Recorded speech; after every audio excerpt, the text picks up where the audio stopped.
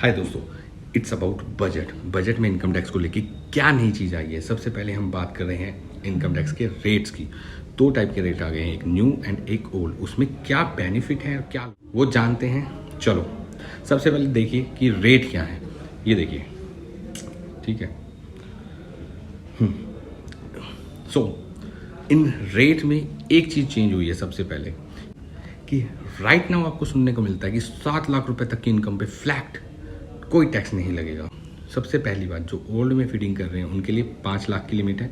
जो नए income tax के रेट आए हैं उसमें अगर आप अपनी इनकम टैक्स रिटर्न फाइल करेंगे तो वो लिमिट है 7 लाख रुपए।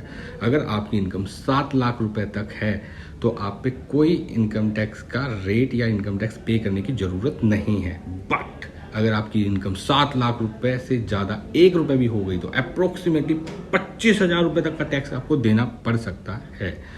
तो ये तो है थोड़ा सा डाउटफुल केस कि इसको कैसे हैंडल किया जाए। चलो नेक्स्ट, अभी आप देखिए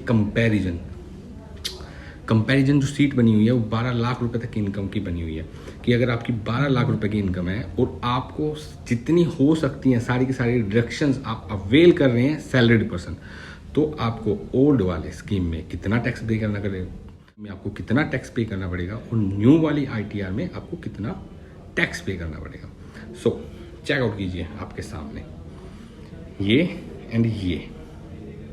इनकम टैक्स में एक सेक्शन है 87A जिसमें ओल्ड और न्यू में अब वेरिएशन आना स्टार्ट हो गया। उसके अंदर अगर आप ओल्ड स्कीम में जाते हैं तो 5 लाख रुपए तक को, अगर आप ओल्ड में जाते हैं तो 5 लाख रुपए तक कोई टैक्स नहीं देना। उसके बाद आपकी डिडक्शंस काम करना स्टार्ट कर देती हैं।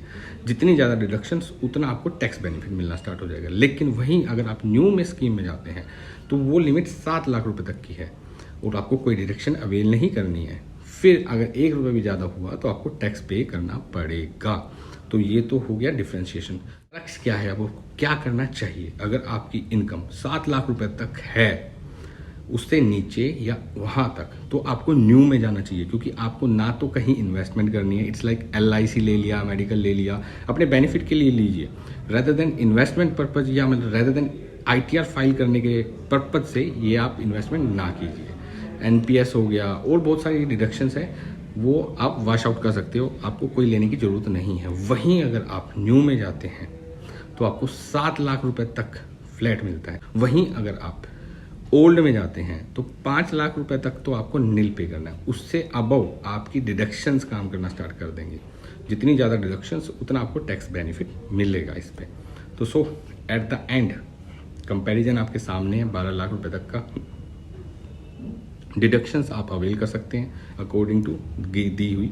अगर कोई डिडक्शन समझ में ना आए तो कमेंट बॉक्स में ज़रूर लिखना है, वो आपको रिजोल्व करके दूंगा।